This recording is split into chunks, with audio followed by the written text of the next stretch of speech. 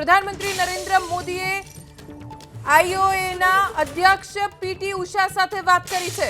પ્રધાનમંત્રી નરેન્દ્ર મોદીએ પીટી ઉષા સાથે વાત કરી છે અને વિનેશ ફોગાટ મામલામાં શું કોઈ આગળ કાર્યવાહી શક્ય છે કે નહીં તેની માહિતી પણ કદાચ પ્રધાનમંત્રી નરેન્દ્ર મોદી તરફથી મેળવવામાં આવી હશે।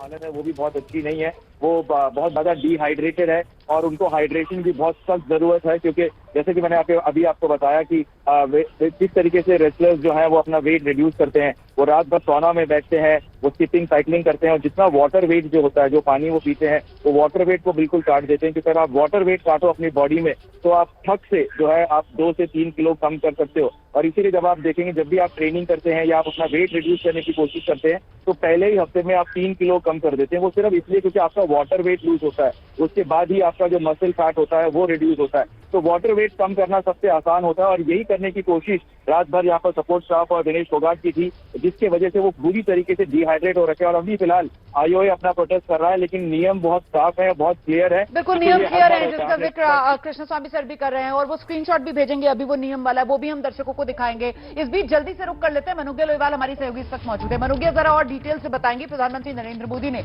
आईओए अध्यक्ष पीटी उषा से फोन पर बात की है, क्या बता रहे हैं सूत्र मनुग्या? प्रधानमंत्री ने बात की है पीटी उषा से, जो कि आईओए की चेयरपर्सन है, और उसके साथ साथ ये भी साफ कर दिया है पहला पूछा गया है कि क्या है, फर्स्ट हैंड इन्फॉर्मेशन ली गई है और ये पूछा गया है कि भारत के पास अब क्या ऑप्शन हैं, ये जानने के लिए कि विनेश को अगर इसमें जो सेटबैक लगा है भारत को, उसके लिए सारी रेंज ऑफ ऑप्शंस तलाशे जाएं। और उसके बाद ये भी कहा है कि जितना संभव हो सके भारत को एक स्ट्रॉन्ग प्रोटेस्ट दर्ज कराना होगा। जो डिस्क्वालिफिकेशन किया गया है विनेश का, इससे भारत और बतौर राज्य, बतौर केंद्र, बतौर सरकार, बतौर देश एक कदम भी पीछे नहीं जाएगा। इस पर टिका रहेगा कि आखिरकार उसकी डिस्क्वालिफिकेशन की वजह क्या है। विनेश को जब सिल्वर या गोल्ड मेडल आज मिलना कंफर्म था, तो फिर इस तरह का सेटबैक कैसे लग सकता है। और पूरी गाइडलाइंस के साथ भारत की अब तैयारी होगी इस मामले को आगे पूरी तरह से लीगली उठाने की।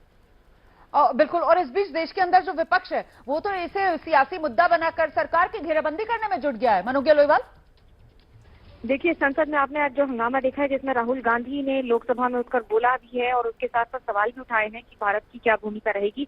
भारत की भूमिका इस पर पूरी तरह से साफ है। प्रधानमंत्री ने ट्वीट करके भी ये कहा है कि Vinesh, you are a champion among champions. और ये बात सच है कि विनेश ने करोड़ों भारतीयों को इंस्पायर किया है।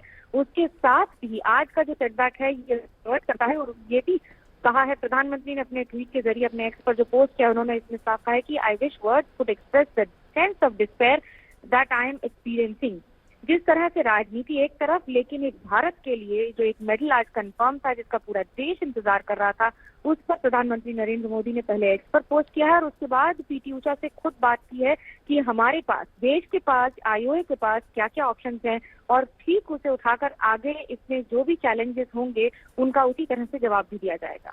बहुत शुक्रिया मनुग्या लोईवाल, विस्तार से तमाम जानकारी दर्शकों तक पहुंचाने के लिए। मैं जल्दी से रुक कर लेती हूँ। वी कृष्णस्वामी सर पेरिस से लगातार हमारे साथ बने हुए हैं और उन्हीं से जानते हैं सर, जो प्रधानमंत्री जानकारी ले रहे हैं आयोग के अध्यक्ष पीटी उषा से कि क्या ऑप्शंस हैं हमारे सामने जिनको हम एक्सप्लोर कर सकते हैं, क्या अभी भी कोई गुंजाइश बची हुई है, इसको लेकर आप दर्शकों को बताइए ना कि अभी क्या विकल्प बचे हुए हैं हमारे पास।